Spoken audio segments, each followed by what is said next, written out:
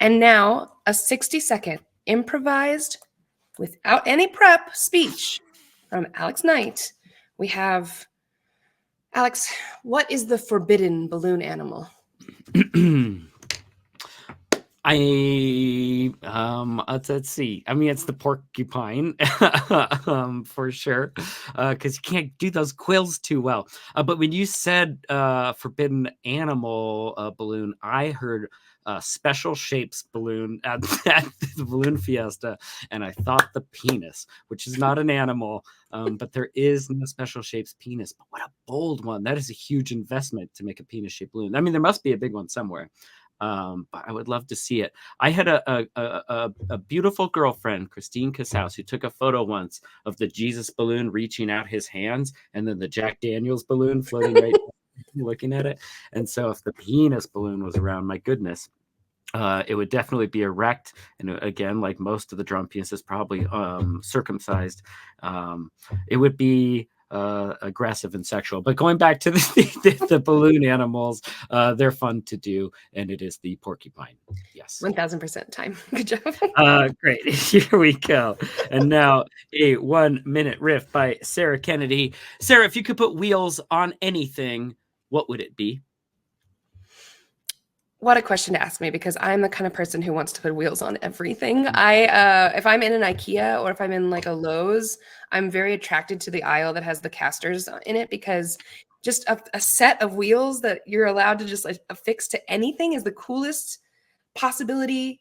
Our couch is on wheels because we broke one of the legs, and I was like, what an opportunity to just get rid of all the legs, put it on wheels. And it has been awesome. If you need to get back behind that couch, you just wheel it around a little bit and put it right back.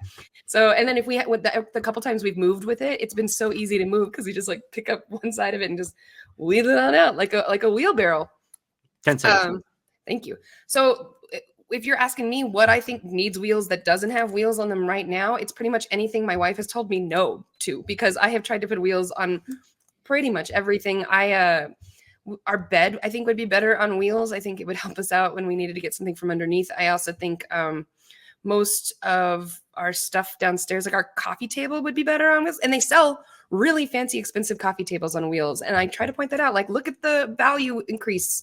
Time. I didn't want to stop because you didn't want to stop. Have you bought your wife rollerblades? We put some wheels on her. I've watched her take a class on skateboarding before, and I was like, wife on wheels. It's exactly it. It's everything I've ever wanted. Shall we get to it? Yeah, let's do it. Let's go. All right.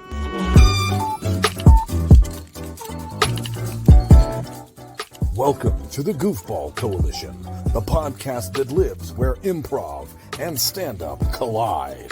And now, here's your hosts, Alex Knight and Sarah Kennedy.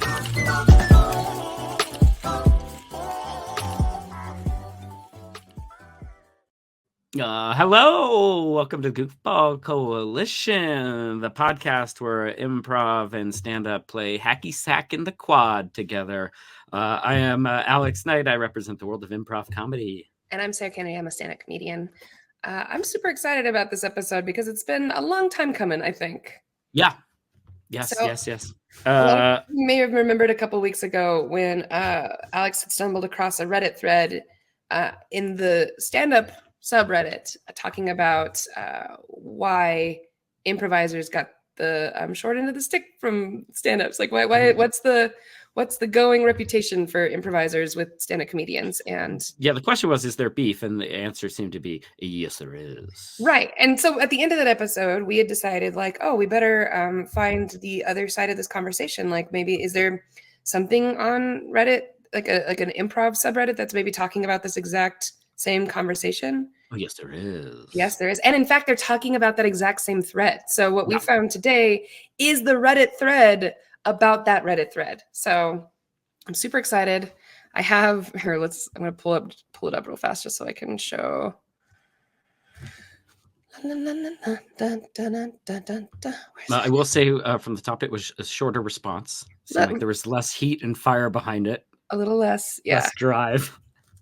Yeah. Okay. So thoughts on this thread? I didn't know that stand-up folks didn't like us, which is also I think so pathetic.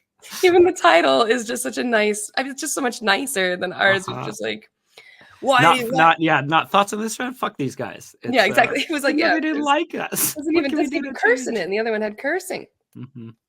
But then if you look down into the thread and you actually like read what people are saying about that, they had an emotional reaction to it, and they should have. So they mentioned things like stand-up comics are dicks, and stand-up comics seem to have the biggest chips on their shoulders and negative attitudes all around. So proudly and wildly individualistic lone wolf mentality. Yeah, I mean, they go through the whole, and then they really call us all out too. Negative attitudes all around is really the one thing that I think is an important one, where it's like, and then they even call out how negative stand-up comedy jokes are. Like we put pen to paper to come up with something so negative. Sure. Seems like actively creating negative energy in a sense. It's funny because so much stand-up is negative, but it's like it's so interesting because it's not right. It's like it's an attempt of like shining light on negativity through comedy to make it not dark. But yeah, like the magic is almost dark in some way or whatever, even creating that energy. Yeah, interesting. Sometimes when people want to have critical thought, they think that means they have to be critical. Sure. And so, like, I think that's where a lot of it is. But even in here, that's like that meanness comes from insecurity. And then a lot of alt-right edgelords dabble in stand-up to be douchebags to others. I mean, I think this one was good. I think one important thing is a difference is that stand-up needs to be funny, like wall-to-wall funny. Everything you say needs to be set up and or punchline, and it's got to be polished. Improv is usually funny. I mean, good improv, but it doesn't have to be. It can entertain in other ways, and as long as it's engaging, you can go a long way between laughs. That's something I hadn't like totally thought about, but of course, that's very true. Is like, we've got a lot more time to wait. You have pause and build up in your stuff, but it does normally need to lead somewhere, and ours can meander and will hopefully eventually pay off, and normally does in some way. But yeah, that's interesting too, because like in times where stand-up has tried to be a little bit more dynamic or have some more pauses between laughs, like I think about like Hannah Gatsby's specials and those kind of things, like they cause like a firestorm where throughout the whole community of people being like, well, that's not stand-up, that's not funny, you're not being funny, like.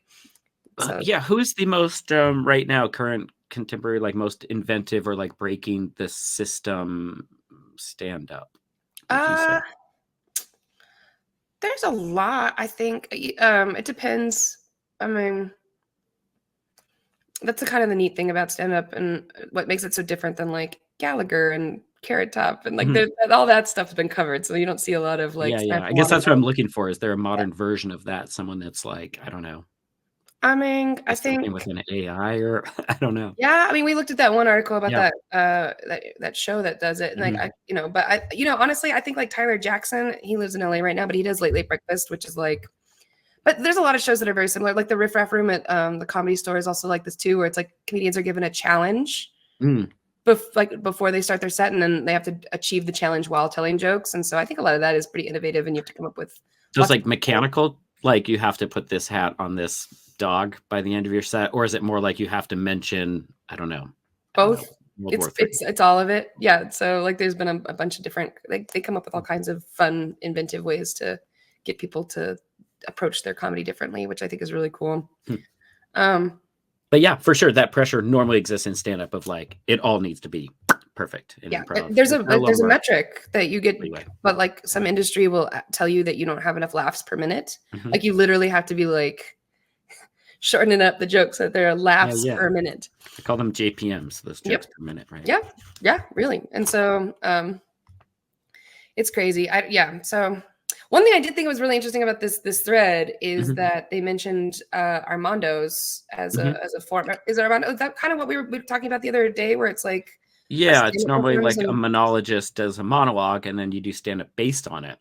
And we've totally done it too with stand-ups. We've done it with storytellers, like poets and stuff, and it's great. And then we've done it with stand-ups, and sometimes it's not so great because those stand-ups are telling like jokes, and then we need to make comedy out of the jokes. Whereas if someone tells like a story about whatever, like we can find the comedy from that, but like sometimes it doesn't quite work when the stand-up is doing their job on top of our job. We need the stand-up to be less funny almost and be more real and grounded until like not a funny story. Like, it can be a funny story, but yeah, it's not like a stand-up set. And I think that's the difference. It's like doing an Armando based off a stand-up set is hard, but like a stand-up doing a monologue or a story is fine.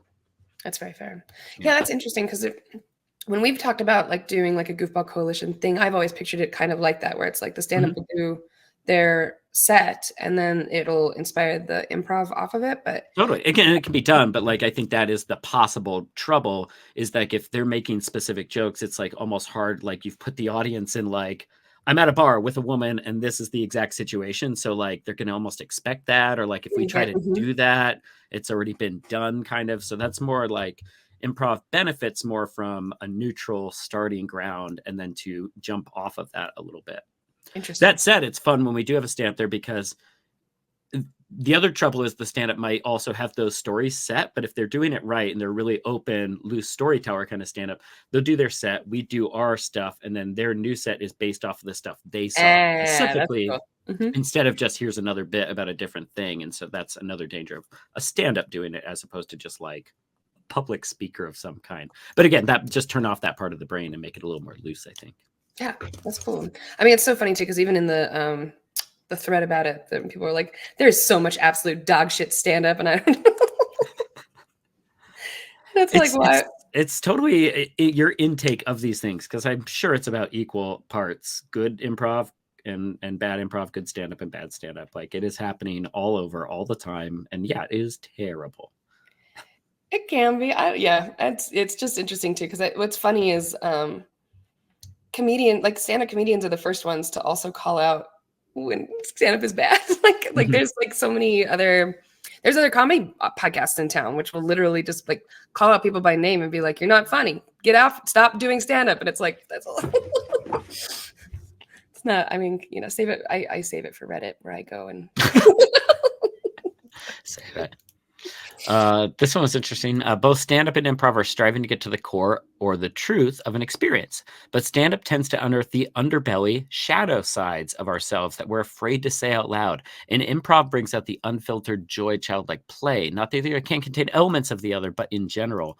And I would almost agree, maybe that's what we're saying, is like the stand-up will look at the shadow side of the equation. The improviser will sometimes look at the light side, that like it is sometimes the same thing, the same idea that we're addressing. Yeah, that's an interesting way to consider it. I don't know. My approach to comedy is just always so silly that I'm like, yeah. I think we're speaking in huge generalities here, but like talking about that darkness that comes out. That said, again, some of the improv is so incredibly dark. Yeah. There's so much violence. We kill so many people. And they mentioned in here too, not to bring it back to improv, but it's like you can have a den of toxic positivity too in improv, which is its own form of darkness, which I would almost say could happen on the opposite side of things too, where it's like if you just got this nest of like toxic negativity too, it makes it almost impossible for anybody to get out of it. It becomes like crabs in a bucket or whatever. Also for stand-up or for any community, like it can't be both. That's it can be either. Yeah, I've definitely seen what are they called, cliques formed within even bigger improv communities or groups.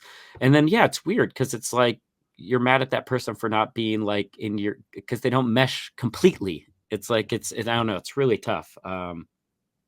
It's really weird when someone gets like ostracized for not quite fitting in. I mean, it makes sense. It's like, for me, it's more complicated. It's like that person doesn't fit and mesh with the group for whatever reason. And so there's like, I don't know, we find for like a deeper reason because the pheromones and chemicals don't work or whatever. But then we find these mechanical reasons like, they blank. But like, it's really intimate. And like improv is a really intimate thing. And like when someone, just going back to that cult of positivity, it's like, we love each other and we connect and this person doesn't quite connect. So we got to get rid of them. And it's like really violent in some ways, but it makes sense. I don't know.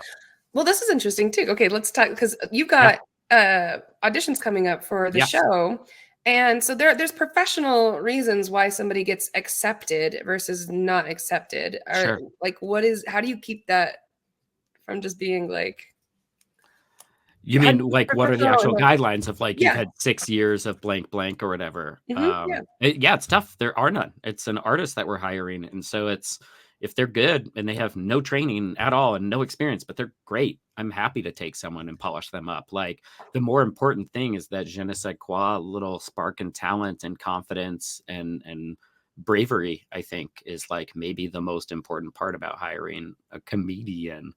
Because I think those mechanics can be taught later, but it's the soul that we're looking for. But no, there's no guidelines, which is good and bad. Yeah. Same thing for like letting people go. It's like, it's not working. It doesn't feel right or whatever, or, it's just not clicking. You're not happy. You're not doing the best work you could do, whatever it is. How long do you let somebody go when you can already tell that maybe they're not the best match? Yeah, I mean, it's like, with students and stuff, it's like, it depends on the person and what the situation is. Like with the student, it's like, keep coming back forever and ever. We will keep training and teaching and stuff. But if someone's not clicking or working with the show, it's like, yeah, a lot of times it's important for that person to understand it, not just like, you're fired, get out of here, but like, hey, I don't know if this is working. Are you happy? Is this the right fit, kind of? Specifically, the show that we do is a short form improv show that is topical, and it has songs in it and line games about topics and pop culture. And so, like, you unfortunately do need to be funny and need to know all this information, as well as be tight on choreography and all this stuff, as well as be a good improviser. So like, not fitting in the show does not mean you're not a good improviser. It means this specific crazy style of improv in this specific show might not be for you. And same thing for people coming to it. It might not be for you, but like, please still come out and audition. We have auditions June 22nd. We'll talk about them in section 3. Yeah. That's awesome. I have one other question about that too. So, oh gosh, it just left my head. Oh yeah, okay. So for UCB, you could take 101, and then just by completing 101, you were then allowed to take 201. I think so.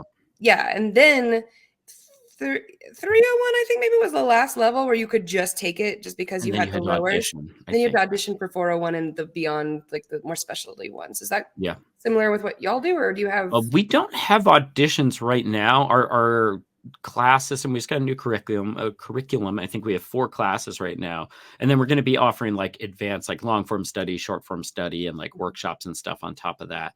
But no, I don't think we don't have that in our community yet, like a place where our classes need to be elite in whatever way. I assume everything UCB and stuff does is for money. So I'm trying to figure out why they would do something like put a barrier up. But I could say it's because it's so saturated that they have so many students, and maybe even down to weirdly students with not malicious intent, but like inappropriate, not being there because they love improv, but being there because they are trying to, be seen, whatever. It's like, the heart's not quite in the right place. And I don't feel like we have trouble with students in our higher level classes that are messing them up for whatever reason yet. So it's not something we have in place, but I'm sure we could. It seems like something that does happen at theater. So it's probably something that we will one day look around and go, oh, you know what we need? I think we need auditions for these classes. But I don't see the need for us to have that yet. That's wild. Yeah, interesting. So, okay, we've looked at both the improv, see how they see how the Reddit of stand-up sees improv, and now we've seen how the improv of Reddit sees stand-up. Is there is there like a little point we want to put on this? I think somebody in here has a pretty good idea where it's just kind of like the whole point is you just pick your poison and you just go. Unless you're Tito, and then you do both. But. Yeah, and I do really think that there is, any kind of debate or argument between the groups is so rare and small, and it only comes up when someone says, hey, how do you feel about that other one? Then they go, oh, now you mention it, maybe I don't know. And then you have an opinion, and normally that opinion is defensive, and that's what comes up. But like, I can't believe there's nothing but true love between these two crafts ultimately. And the internet and Reddit is a place where people like to throw mud, and that's the best they had. Like, that is them being as digging to the bottom of their grossness and terribleness. I mean, maybe there's a 4chan channel for these exact questions. Can you imagine the 4chan improv community? It's called Yes Chan, and it's that's what. I mean, I think it's same thing. Like we talked about, I think there is, like Tito said in the other episode about like, there is a financial break that happens as well as it's a team sport. I think they mentioned stuff about, in improv, you do have to learn to work with a group, and you normally have to like facilitate more things, and a stand-up can go in there alone without any training. You can just go up to your open mic. And so sometimes I think there are missed theatrical lessons that a stand-up might have that could make them a little more gritty or come across as less theatrically polite or whatever. They might not know, 5 minutes, thank you, 5 or whatever, because you're not from the theater community. And that said, the theater kids are a little, I don't know, little theater kitty. I'm one of them. I have a degree. So I agree that we're a little wilty in some ways, and maybe sometimes too loving and accepting, and like, I think there's a place for both. I don't know. That's kind of my assessment of these threads. What about you?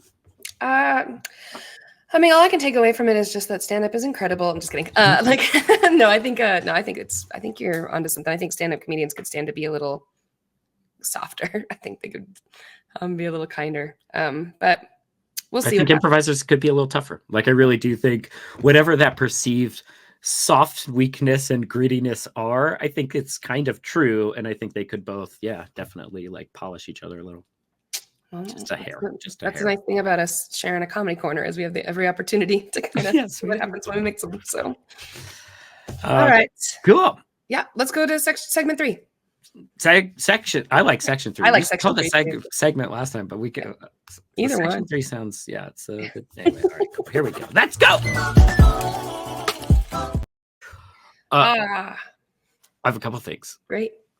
So one, I didn't get to talk to it because we jumped right into it. But after your thing, you were talking about casters. Mm-hmm. And when I was in Poland working on a theater piece with a theater company out there, we needed to get casters, wheels for a thing that we were moving in the play. And we're like, where do we go? And they said casters. And we're like, wait, what? And there's a hardware store called Casters. They don't just sell casters. Oh. But it was a hardware store called Casters that we had to go to. It was very confusing. And I don't know if it's a 1-to-1 of casters there, but like for sure, like to go to the place to get the one thing you need. Anyway. A dream. That sounds like a dream. It was a dream. You would have loved that store, even just the name. And then I just said one thing I want to talk about a tiny bit is I just taught yesterday. I went in and was teaching New Day, which is like teenagers, like runaways, and like it's like a home for kids, and they hired us to come in and like we're teaching some classes there, and like I don't know, that was just really cool. It was awesome. Cool to work with those students. That's all I had to say. Do you have like a set batch of pieces that you run them through? So Jeanette, our education director at the box, like we came up with a huge Google document of all the possible things, but this was, in a sense, I would say one of the easiest / hardest teaching jobs I've ever done in terms of we get there and we don't know if it's going to be 1 kid or 2 kids, 6 kids, and how engaged they're going to be. They don't need to be there. They're, eating food and just looking for a place to take a shower. And there's a guy doing improv if they want to. And so we have to like figure out who's there and what they want and what would work. So it's nice to have a bajillion improv exercises, ideas, and thoughts in my head and be able to look at them and like sommelier the right thing in the moment for them. But if I didn't have that, it would be terrifying. I'd be like, I don't know what to do with these people. But yeah, I don't know, just really neat. Like I taught the high school kids, and this is even an extra layer of, I don't know, a group, a demographic that really needs it. And by the end of the class, there was kids that were super scared. There were 6 of them that showed up as the most we've had. And there was this one girl who was super shy and like barely participated. And I kept trying to pull teeth gently from her, and she did a little bit of work, but by the end she was like, that was so fun. And it was like not the reaction I thought like I would get from her. I thought she would run away after, but she like loved it. And it's just so interesting to see people like so terrified and even not participating, but even that is like a huge amount of participation. Like being present at the table was enough. And like I think I saw growth in them all. And like just and this is not saying improv at all, this is saying what we both do, like just this idea of empowering young people to create comedy and be brave and be stupid and unapologetic about their voice, which is exactly what you do too. Is like, man, it's just so rewarding. I just wanted to share that with you. That's awesome. I'm so glad. And I wanted to share with everybody that, and it's a secret thing that we can't really talk about, but I did over the weekend get to perform improv with and have Alex lead us through a whole bunch of stuff. And so I feel like we're really fulfilling the goal of this podcast with these little moments together. So that was so fun to work with you. Yeah, it was awesome. Thanks so much for doing it. It was really cool. And I forgot, that muscle is not a muscle I have like flexed in so long that I was petrified. Like I literally was like trying to be like, we're all having a good time. But like inside I was like, I don't know what I'm gonna do. Oh. I can't wait to see the video. I mean, again, we won't say much, but like I want to see you in the musical. I want to see you back there with me supporting a stupid improv musical in all the ways that we do. Like it's again, that moment's gonna be it's like so embarrassing to back up sing for a stupid musical, but like it's also so beautiful to be like, I did that and I did it good. I did it correctly or whatever. Yeah. I'm so excited for people to see it. It's like September, maybe this project. Yeah, they said September-y, October-y kind of fallish time. So cool. So you got the auditions coming up. I think by the time this comes on, it'll be extra. Soon. Yeah. Very soon. We've got auditions very soon, June 22nd for the show. And then we've always got shows Fridays and Saturdays down on Second and Gold. Yeah. So, check out Writers Corner. We've classes. We're probably already going by the time this comes out. But always check out all of our websites. Thank you all so much for listening. Thanks to our Patreon donors for supporting us. And you can always support us by going to patreon.com/the Goofball Coalition podcast. $1 a month. You get to dedicate yourself to team stand-up or team improv. And then we get to shout you out here on this podcast. So thank you again. But that's it. Awesome. Love y'all. Thank you. Bye. Bye.